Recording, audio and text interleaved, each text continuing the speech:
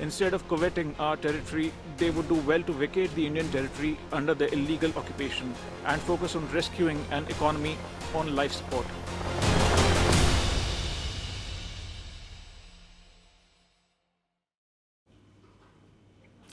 Imagine boarding a train and worrying not about delays, but about whether a bomb is waiting on the track. Imagine sleeping in your home and waking up to an airstrike or maybe a blast next door.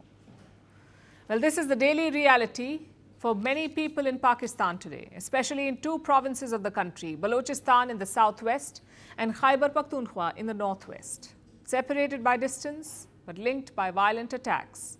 In Balochistan, a passenger train was struck by bombs.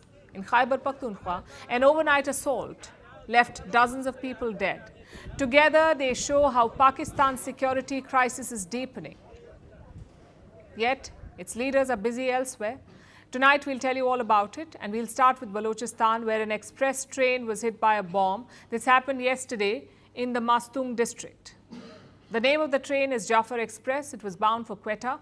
When the bomb went off, 6 bogies came off the tracks and 1 carriage is said to have overturned. Passengers, including children, were trapped inside. Many of them sustained injuries. Around 270 people were on board that train. I'm sure the experience was horrifying for all of them. And this was not an isolated attack. Just hours earlier, another blast hit the same line. Thankfully, the damage was limited.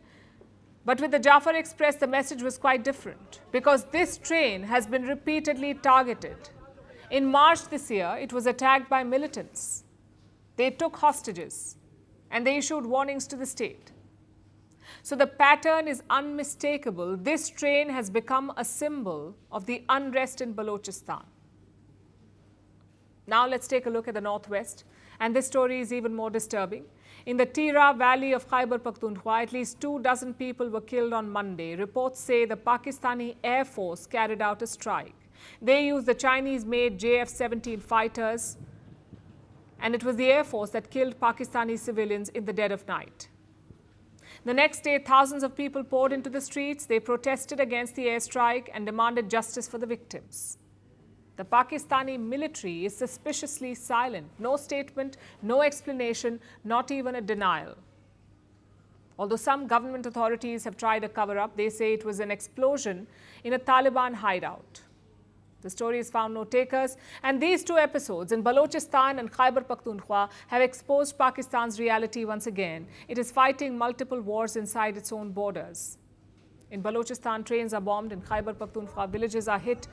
But rather than confronting these realities, Pakistan's diplomats are using international forums to blame India. So yesterday, India responded. At the United Nations Human Rights Council in Geneva, Indian diplomat Kshitij Tyagi issued a sharp rebuke. He said Pakistan, and I'm quoting, Pakistan should focus on rescuing an economy on life support and stop bombing its own people. Listen to this. Mr. Vice President, a delegation that epitomizes the antithesis of this approach continues to abuse this forum with baseless and provocative statements against India.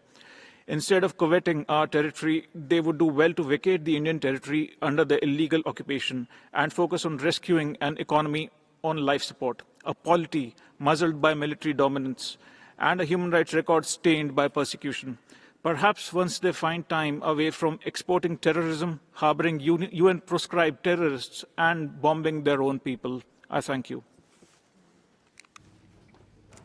The message was clear and unsparing. India held up a mirror to Pakistan, and every point was backed by facts on the ground. Pakistan's economy is collapsing, its society is splintered, and its military is killing its own people.